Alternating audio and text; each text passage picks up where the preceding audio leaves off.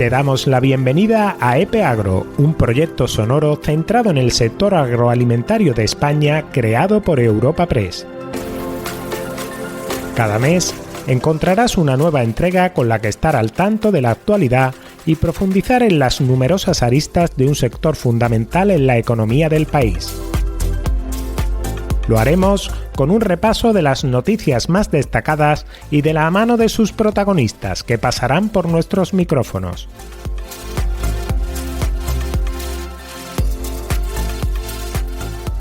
Bienvenidos y bienvenidas a EPE Agro, el podcast de Europa Press sobre el sector agroalimentario español. Soy Alarilla Ruiz. Y yo, Paqui Cros. Desde Europa Press les acercamos en los próximos minutos y le ponemos voz a algunas de las noticias del mes de mayo más relevantes para nuestro sector primario. Además, en este episodio haremos parada en una de las actividades ganaderas cuyos productos quizás están más vinculados a nuestra cultura y forma de vida, los del cerdo ibérico.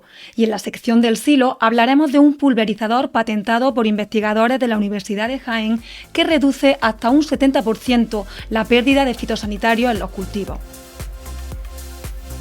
Pero antes, arrancamos el repaso por la actualidad de mayo y lo hacemos hablando de la guerra en Irán y de los efectos en nuestra cesta de la compra y en el sector primario. Y es que el precio mundial de los alimentos ha escalado a máximos desde 2023, tras 2 meses de guerra en Oriente Medio. El impacto de la subida del coste del gasoil en los supermercados españoles acumula desde el pasado marzo 51 millones de euros, según las estimaciones de Asedas. En concreto, la patronal ha señalado que aun contabilizando la ayuda de 0,20 euros por litro que aplica el gobierno a los transportistas, la cifra no ha dejado de crecer desde que empezó la guerra. La previsión es que el precio de los principales productos agrícolas básicos se podrían disparar hasta un 8,5% este año. Con este panorama, la Federación Española de Industrias de Alimentación y Bebidas, FIAB, ha reclamado al Gobierno nuevas medidas que ayuden a mitigar el daño que están sufriendo muchas de sus empresas. Así lo explica Mauricio García, director general de FIAB. Estamos muy preocupados por la prolongación del conflicto de Oriente Medio y el impacto que está teniendo en el sector, en los precios de la energía, en el incremento de los costes logísticos, de fletes y seguros, tanto como restricciones en el transporte marítimo y aéreo.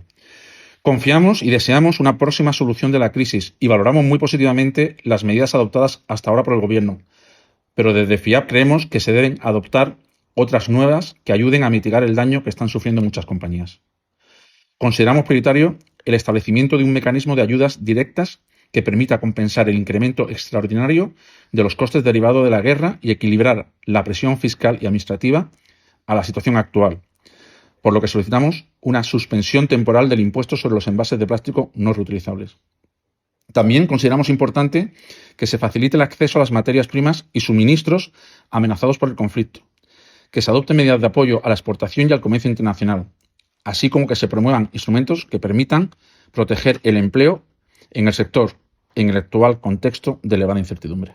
Damos el salto al sector pesquero. En la reunión del Consejo Informal de Pesca de la Unión Europea celebrado en Nicosia, el ministro de Agricultura, Pesca y Alimentación, Luis Planas, ha reclamado una mayor financiación europea para renovar la flota pesquera y para avanzar hacia un modelo más descarbonizado, seguro y atractivo para los jóvenes. Evidentemente necesitamos mejorar todo lo que se refiere a la situación de nuestra flota. Necesitamos en las próximas perspectivas financieras tener una financiación suficiente para toda la tarea de apoyo a la misma y también para reconvertir y para construir los barcos de pesca del siglo XXI, cosa que no hemos hecho hasta ahora. Trabajamos con barcos con mucha antigüedad y tenemos evidentemente que tener una flota más descarbonizada, más segura y más atrayente para los jóvenes. También la simplificación normativa, que es un aspecto fundamental, y no dejaré de mencionar que aparte de todos estos grandes temas tenemos aún pendiente un tema tan importante como es la reforma del reglamento de aguas profundas del Mediterráneo Occidental, que es fundamental para la flota española y particularmente para la flota mediterránea. Un menú pesquero muy importante y espero que podamos profundizar en estos temas y sobre todo darles futuro, porque lo que se trata en definitiva es de construir el sector pesquero del futuro. Muchas gracias. Por su parte, la Confederación Española de Pesca, CEPESCA, ha advertido de que la política pesquera del Mediterráneo está poniendo en peligro el futuro del sector. Así lo argumentaba el vicepresidente de la entidad, José María Gallart. Podemos afirmar con total rotundidad que la política pesquera comunitaria desarrollada en el Mediterráneo es el mayor fracaso de la Unión Europea. Y ya lleva años la Unión Europea funcionando, pero como el desastre que estamos viviendo desde el año 2020 en nuestro mar, no conocemos ninguna iniciativa política de tal envergadura. Mediterráneo mal compartido, con flotas de terceros países, caladeros comunes, biomasa común. Y entonces no se puede hacer, que es lo que hace Bruselas, un copia y pega de la política pesquera del norte de Europa, que según ellos es lo más maravilloso del mundo, pero claro, es muy distinto, son caladeros y flotas comunitaria que para nada tiene que ver con la naturaleza del Mediterráneo. Gallart ha denunciado que la reducción continuada de días de pesca ha situado al sector al límite de su supervivencia, provocando una fuerte pérdida de empleo, el abandono de profesionales del mar y un grave deterioro del tejido económico vinculado a la pesca. De hecho, la flota de arrastre del Mediterráneo ha pasado de disponer de unas 230 jornadas de pesca anuales en 2019 a una media de 130 días en 2026, lo que supone una reducción del 44% del esfuerzo pesquero. Después de 6 años de aplicación del reglamento, la media de la flota española son de 130 días al año, lo que supone un 44% de reducción de esfuerzo pesquero. Eso no hay sector productivo que lo soporte. La práctica es que un barco de arrastre del Mediterráneo español tiene que estar 6 meses al año paralizado. 6 meses. Que alguien me explique, que nos explique qué empresa garantiza una estabilidad de empleo con esta actividad tan reducida. Sí, luego nos dicen que si tenéis 52 días de compensación de días subvencionables, bueno, vale, 52 días, hasta los 6 meses. Lo demás es que la gente al paro, el barco parado. Un barco de pesca se ha hecho para pescar, no para estar amarrado al muelle. Y además sin una... Esto hace que la actividad pesquera se ha ido reduciendo un 7% anual y lo que ha supuesto una reducción de empleo del más del 50% de profesionales que se dedicaban a esta pesquería de arrastre. En el año 2019, nuestras embarcaciones tenían una media de 7-8 tripulantes a bordo. En la actualidad, lógicamente, con menos días de pesca hay que abaratar los costos de producción, en este caso de nómina y salario. La media de trabajadores en un barco de arrastre son de 3-4 trabajadores. Es una auténtica barbaridad. Con estos datos, con lo que siempre estamos en prensa de la mala política pesquera, ¿cómo vamos a hablar de relevo generacional? Es imposible. ¿Quién va a querer venir a trabajar a un sector que ha perdido en 6 más del 50% del empleo? 2 breves apuntes más relacionados con la pesca. El primero de ellos es que la flota atunera española, agrupada en la Organización de Productores Asociados de Grandes Atuneros Congeladores, ha alertado sobre los riesgos del actual proyecto de acuerdo de libre comercio entre la Unión Europea e Indonesia, primer productor mundial de atún tropical, dado que podría generar una competencia desleal en el mercado europeo. Por otro lado, el Ministerio para la Transición Ecológica y el Reto Demográfico ha pedido al Comité Científico que asesora al Comité de Fauna y Flora que elabore un informe sobre el estado de conservación del salmón del Atlántico y si procede o no catalogarlo en peligro de extinción en España. Regresamos a tierra firme. La Comisión Europea ha prometido para antes del verano ayudas de emergencia para que los agricultores puedan hacer frente al alza de los precios de los fertilizantes. La iniciativa forma parte de un plan de acción para reforzar la producción comunitaria y reducir la dependencia de importaciones, aunque no ha puesto por el momento cifra a esos apoyos. Además, ha dado luz verde a suspender durante 1 año los aranceles aduaneros sobre determinados fertilizantes nitrogenados. El anuncio ha sido acogido con escepticismo por parte del sector. El secretario general de UPA, Cristóbal Cano, ha calificado el plan de vago y poco ambicioso. Desde la organización se echan en falta medidas urgentes que sirvan para garantizar el suministro de fertilizantes a un precio accesible a corto plazo.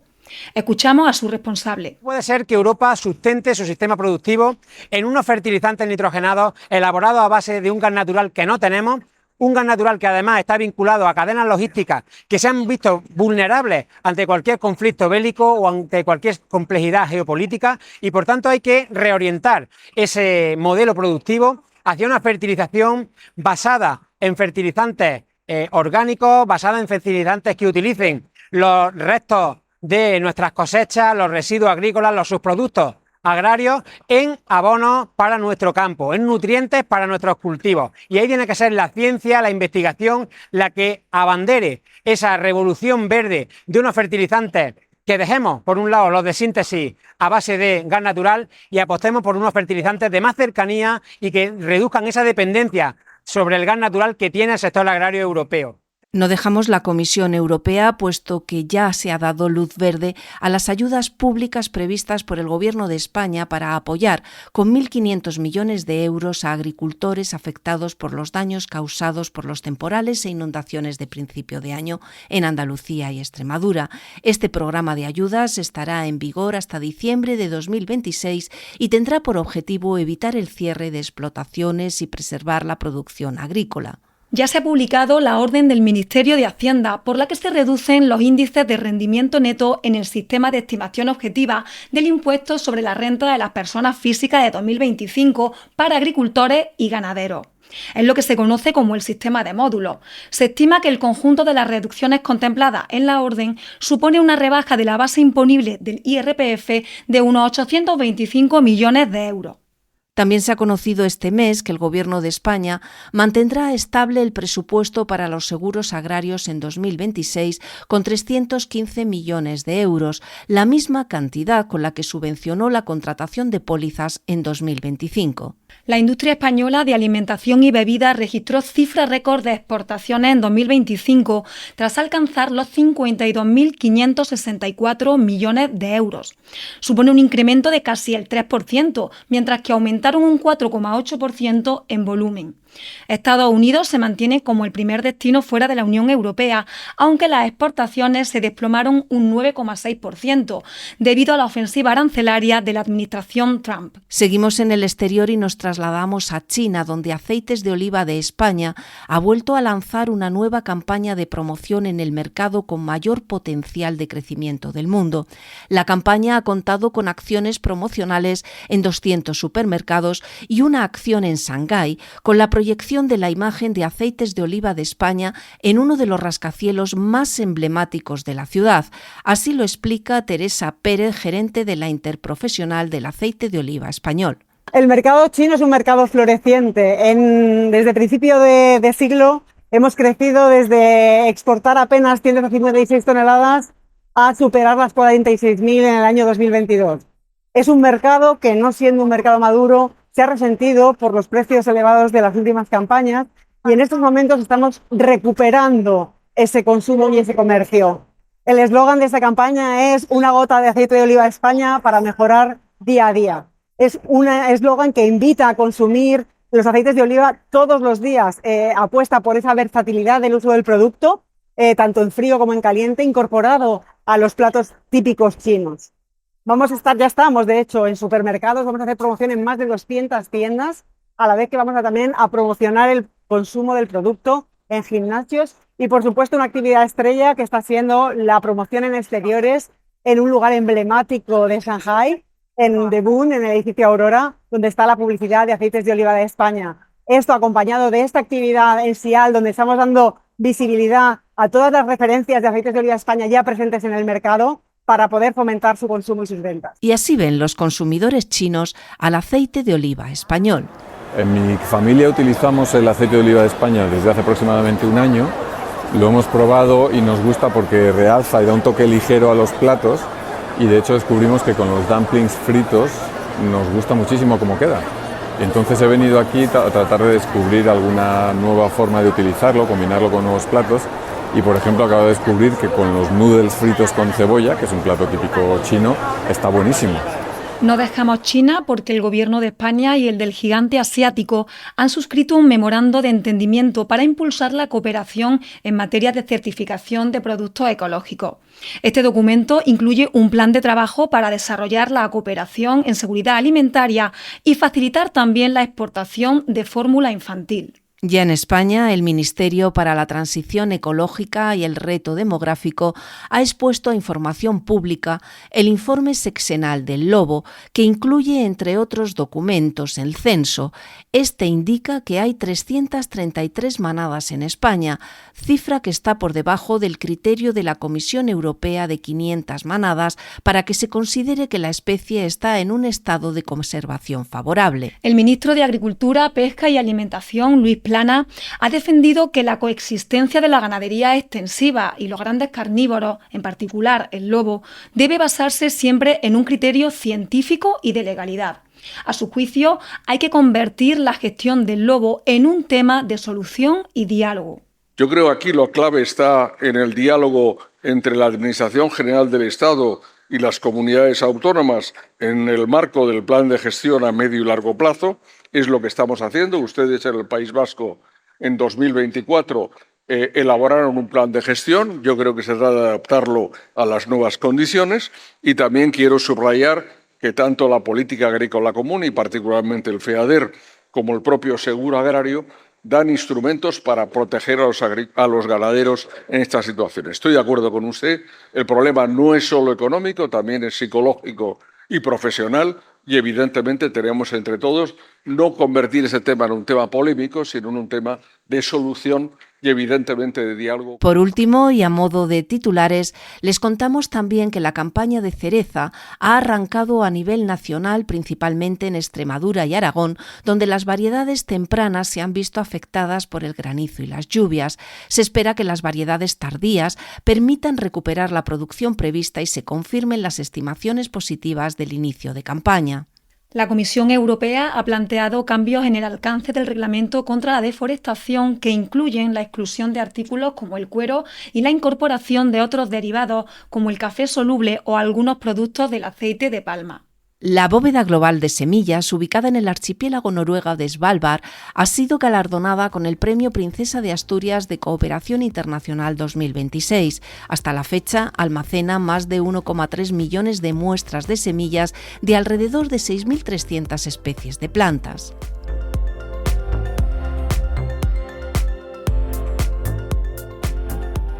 Y damos paso ya a la entrevista que este mes nos lleva a la ganadería y en particular a la que nos ofrece algunos de los productos con los que probablemente más se puede identificar la gastronomía española, los derivados del cerdo ibérico. Para ello hablamos con Jesús Pérez, director de la Asociación Interprofesional del Cerdo Ibérico, ASICI. En ella está representada la práctica totalidad del sector, que en 2025 produjo casi 14 millones de piezas, con miembros tanto de la rama productora, con más de 18.500 explotaciones, como de la industrial y comercializadora, con más de 1.000 industrias que elaboran este tipo de productos. La raza ibérica es el tronco racial. Después hay diferentes estirpes dentro de la raza. A partir de la raza, aunque no es el requisito único, pero la raza es el principio de todo. Después hay un manejo del animal, hay una alimentación de ese animal que va permitiendo ir diferenciando las calidades existentes dentro del sector. Y además el esfuerzo del sector ha venido por identificar esas categorías y facilitar, digamos, la identificación al consumidor. Hoy en día todo jamón ibérico que se encuentra en el mercado viene identificado con un precinto de uno de los 4 colores que regula la norma de calidad: blanco para el producto cebo, verde para el cebo de campo, rojo para bellota de un animal cruzado y el negro para el precinto de bellota 100% ibérico. Precisamente en esta última categoría tenemos recientes los datos de la montanera, un periodo que se da entre octubre y marzo y que es fundamental por cuanto es el tiempo en el que el cerdo recorre las dehesas en busca de la bellota que se produce de forma natural en este ecosistema y que da nombre a esta categoría. Ese animal es el que da origen a ese producto tan demandado y tan famoso en todo el mundo, que es el producto ibérico de bellota, que es el producto, digamos, más exclusivo dentro de nuestro sector. Nosotros estamos moderadamente satisfechos porque ha sido una buena montanera. De hecho, las cifras reflejan eso. Ha habido un crecimiento del 3% con respecto al año anterior, rozando prácticamente los 600.000 animales en esta campaña. Y por destacar, pues evidentemente hay regiones donde el peso de la montanera y el peso del animal de bellota es muy significativo, como por ejemplo en Andalucía, que se produce prácticamente el 48% de la producción, Extremadura es el 37%, es decir, entre Extremadura y Andalucía prácticamente concentran más del 80% de la producción de bellota. Un balance positivo debido sobre todo al impacto de las lluvias de otoño e invierno, pese a que las de principio de año complicaron el manejo de los animales y la labor sobre el terreno. Y es que el agua es un elemento clave en el resultado de la montanera. La producción del animal de bellota está íntimamente ligada a la producción de bellota que existe cada año. Por eso las cifras siempre oscilan en función de la disposición de bellota que tengamos. Y para nosotros el agua es fundamental. Como he dicho, las cifras están muy vinculadas a la zona suroeste peninsular, una zona donde las temperaturas son altas, donde en muchos meses no llueve durante todo el año, y para nosotros que haya un otoño lluvioso con lluvias intermitentes que permita ir generando pues que el ecosistema cobre vida, ¿no? Como decimos nosotros. Pasas de un amarillo del verano a un verde intenso en otoño, donde los cochinos, los animales, pues realmente pastan en las dehesas. Pensar que un animal de bellota diariamente puede andar en torno a 8 o 10 kilómetros para buscar esos 8 o 10 kilos de bellota necesarias para reponer ese peso necesario que marca la normativa de calidad. En torno a un tercio del peso del animal se genera solo comiendo bellotas en esa época de montanera. En todo caso, como destaca Pérez, la producción de ibérico trasciende el ecosistema de la dehesa. Extremadura y Andalucía son las regiones más importantes dentro de la categoría de bellota. Para la categoría de bellota también utilizamos animales de Portugal, porque, como entenderéis, el ecosistema no entiende de fronteras. Es decir, la dehesa que hay en el sur de Extremadura, en Olivenza, es la misma que hay de Olivenza para allá, en Portugal. Por eso la norma calidad permite el engorde de los animales de bellota en zonas de Portugal. Pero también hay otras categorías, como el cebo de campo o incluso el cebo, que es un animal que está estabulado en granjas y cuya producción ya no está tan ligada a estas zonas vinculadas a la dehesa. Por ejemplo, ibérico de cebo se produce mucho en Castilla y León, se produce en Murcia, se produce en Castilla-La Mancha, incluso en Cataluña.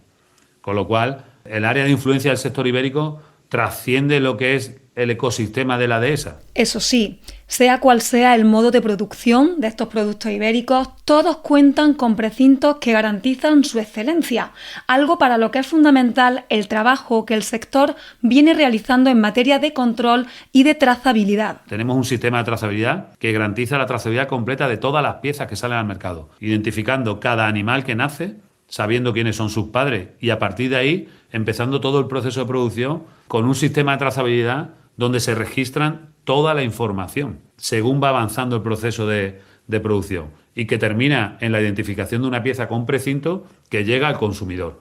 Ese precinto tiene un código de barras único, individual, que permite identificar cada pieza y que permite al consumidor, a través de una app gratuita llamada Ibérico, consultar la trazabilidad de cada pieza que se encuentra en el mercado.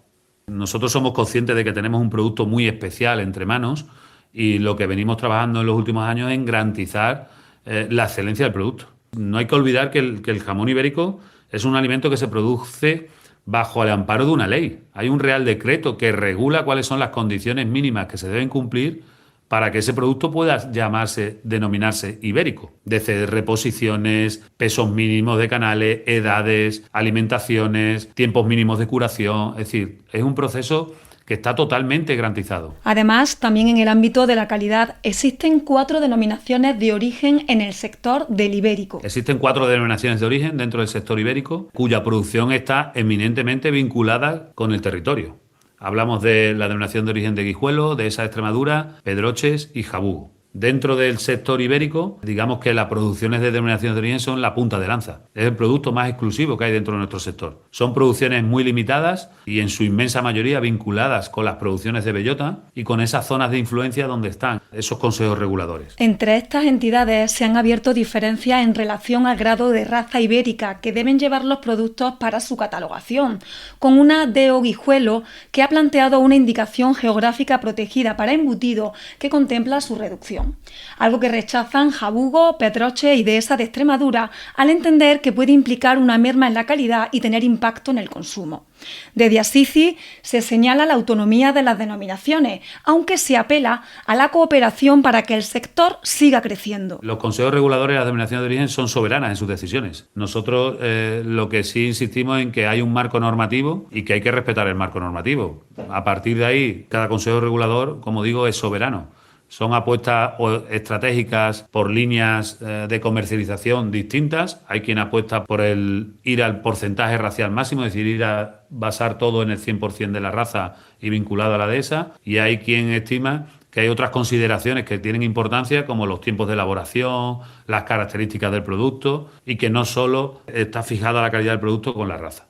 En todo caso, nosotros lo que entendemos es que el sector necesita que avancemos juntos. Es decir, el sector es uno y deberíamos ir de la mano para seguir avanzando y ganando competitividad, porque no olvidemos que la competencia no la tenemos entre nosotros, sino la tenemos con otros productos, también curados, como el prosciutto, como el jamón de Bayona, y también con otros productos sustitutivos del jamón curado. Productos gourmet que el consumidor accede a ellos y que cuando accede a ellos va en detrimento de nuestro producto. Con lo cual yo creo que tenemos un producto entre manos que es reconocido en todo el mundo, de una calidad que no se cuestiona. Es decir, la calidad del producto es incuestionable y lo que tenemos que ir es de la mano todos. Es decir, hay una normativa que nos aplica a todos y necesitamos encontrar conexiones para caminar juntos. Con respecto a la demanda, Pérez alude al protagonismo del jamón o la paleta, aunque con cambios en el formato, y sin olvidar las carnes frescas que ofrece el cerdo ibérico y que gozan de una importante aceptación. Los productos estrella del ibérico, bueno, empezamos en el jamón, la paleta, pero podemos continuar con el lomo, que también el lomo curado tiene una demanda muy alta entre los consumidores. Pero es que además del cerdo ibérico se extraen una serie de cortes de carnes frescas que no solo son exquisitos, sino que tienen una demanda excepcional. Hablamos de cortes como la presa, la pluma, el solomillo, el lagarto. Cuando vemos el despiece de un animal del cerdo ibérico, parece cirugía. Es decir, de cada pequeño corte que se pueda sacar algo de magro, se convierte en un corte exquisito demandado sobre todo por la restauración. La comercialización de carnes pues funciona de una manera excepcional. Ha ganado un protagonismo en la gastronomía gracias también al impulso de esos chefs tan reconocidos a nivel mundial, y hoy en día existe una demanda muy alta de nuestras carnes. El jamón y la paleta, pues cada vez tiene una demanda en el mercado nacional, es obvio, ¿no? La demanda es terrible del producto ibérico, pero cada vez en el mercado internacional estamos consiguiendo que haya mayor posicionamiento y mejor conocimiento de nuestro producto. Sí es cierto que en el mercado nacional hay una tendencia que observamos en los últimos años, que es el avance del producto loncheado, por esa conveniencia, por esa facilidad a la hora de consumir, por esos cambios sociológicos en los hábitos de consumo, en detrimento de las piezas. Las piezas tienen presencia en esas zonas que están más vinculadas con la producción del producto, en este suroeste peninsular, por decirlo de alguna manera, pero si hay un incremento del consumo y del momentum del consumo, en parte por esa facilidad que existe a la hora de acceder al producto loncheado. España, donde los productos ibéricos forman parte de su identidad cultural, sigue siendo el mercado primordial, aunque con un cada vez mayor peso de los extranjeros, donde llegan jamones y paletas curados por valor de 800 millones de euros. El valor económico de las ventas, de la comercialización de productos, donde se concentra es en el mercado nacional. Pero también es cierto que la tendencia que venimos experimentando en los últimos años, impulsado por estrategias de internacionalización de las empresas, por campañas internacionales impulsadas de SASICI para posicionar el producto, pues están dando resultados. Hoy en día se comercializan jamones y paletas curadas españolas. No tenemos un código arancelario propio que nos permita identificar las exportaciones exclusivamente del ibérico, pero aún así se están exportando más de 800 millones de euros en jamones y paletas curadas, con mercados muy importantes como el francés y el alemán, que destacan por encima del resto, pero también con mercados fuera de la Unión Europea importantes, como China, como Estados Unidos, como México, como Reino Unido. En definitiva, creo que la competitividad del sector pasa por no depender exclusivamente del mercado nacional. Evidentemente, el mercado nacional para nosotros es fundamental y es primordial, pero también es importante diversificar los mercados. Evidentemente, en el mercado nacional, el protagonismo del producto está fuera de toda duda, ¿no? Es que el producto no solo es un producto gastronómico, sino que nos define como cultura.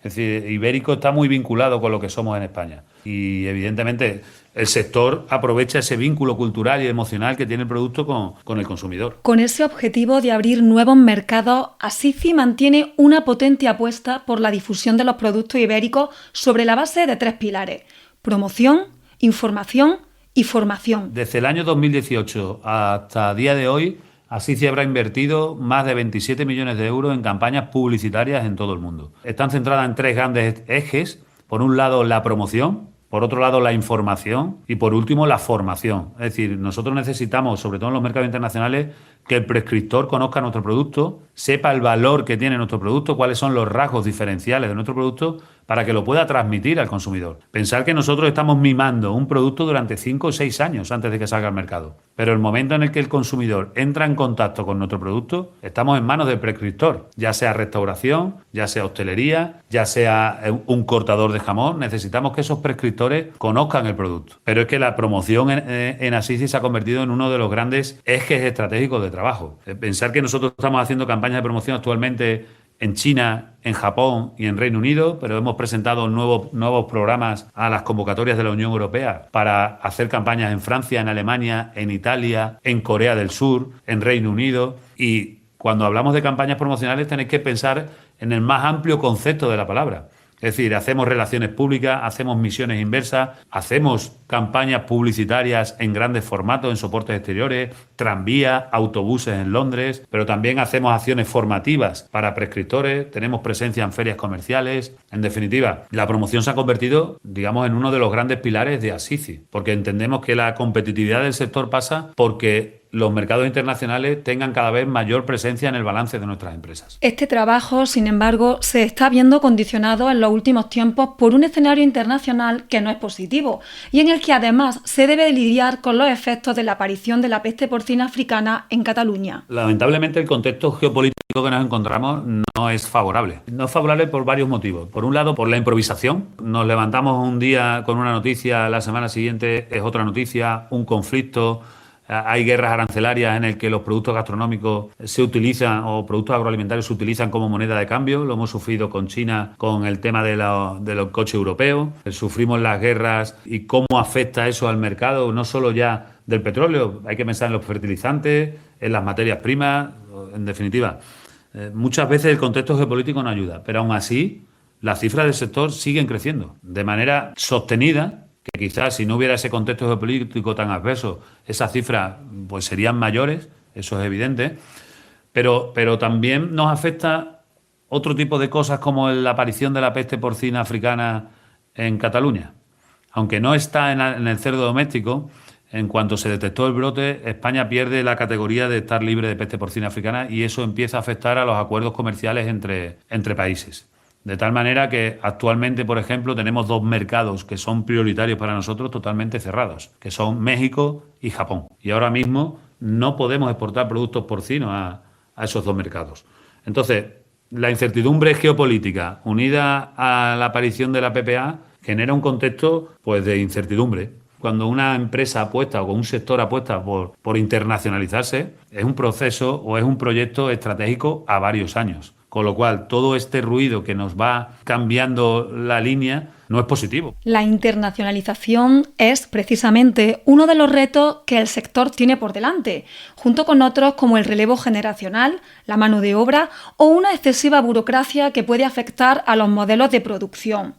A ellos, Pérez suma otras 2 cuestiones cruciales. 2 grandes retos que nos competen a nosotros como sector. Uno es, necesitamos que la norma de calidad evolucione. Tenemos una norma de calidad que se implantó hace 11 años, que ha tenido unos efectos positivos en el sector. Hemos organizado el sector, se ha aportado mucha transparencia e información al consumidor, se ha profesionalizado de una manera muy elevada a los operadores, pero creemos que después de 11 años el sector ha evolucionado y la norma debería evolucionar con el sector.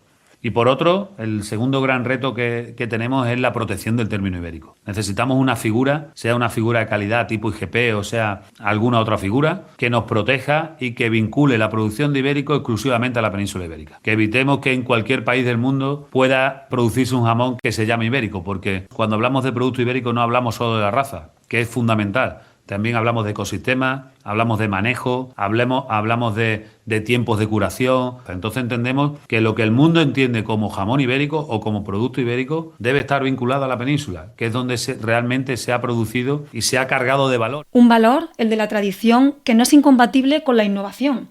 Al contrario, según se valora desde Assisi, el sector sobresale como uno en los que mayor aplicación práctica están teniendo los avances tecnológicos y de investigación. Cuando escuchas lo que se está haciendo, te quedas realmente sorprendido. Es decir, ¿el sector ibérico es tradición? Sí, por supuesto. pero también es innovación, también es investigación, también es inteligencia artificial, también es Big Data. Hoy en día los jamones no se producen solo abriendo y cerrando las ventanas, que también se produce con mucha tecnología y en eso el sector está a la vanguardia.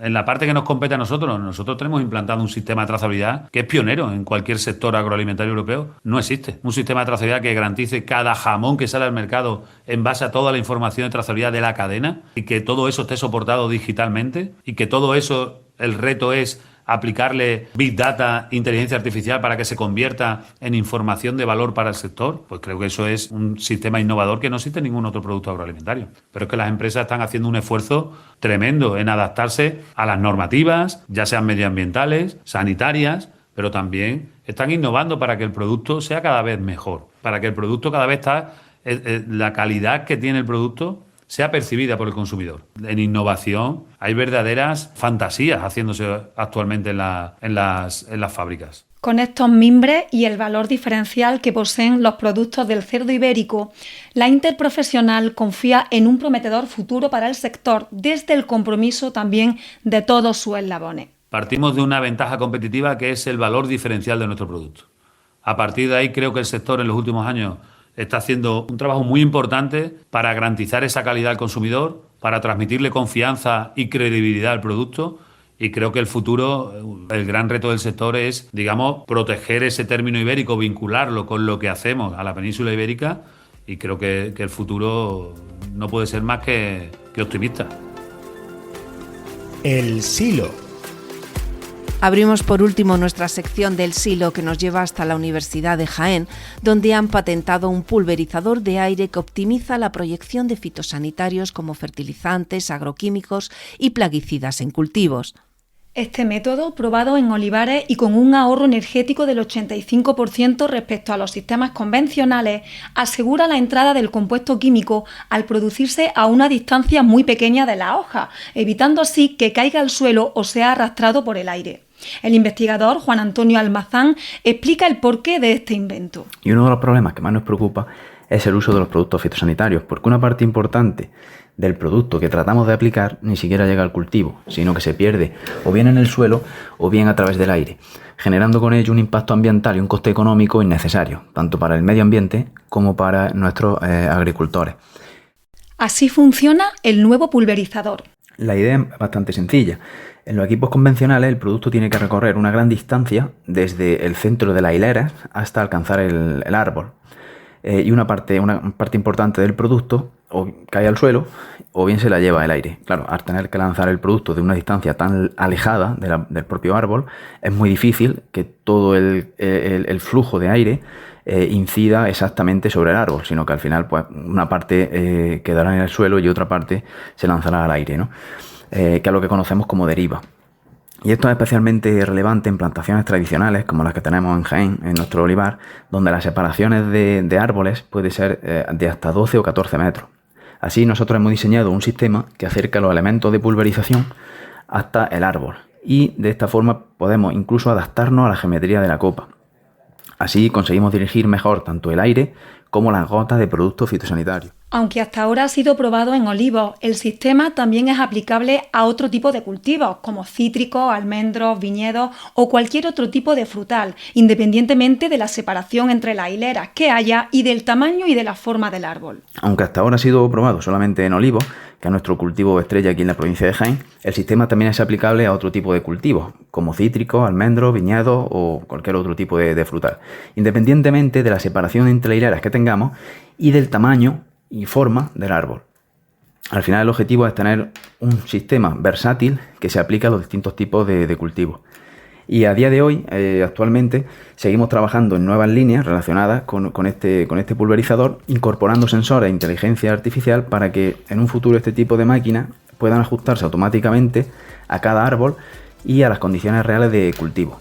Con esta innovación aplicada al campo ponemos punto y final a este nuevo capítulo de EPEAGRO. Se lo ha contado Paqui Cross. Y también a Larilla Ruiz, con el apoyo de Jorge Marín de EOVE Productora. Hasta el próximo episodio.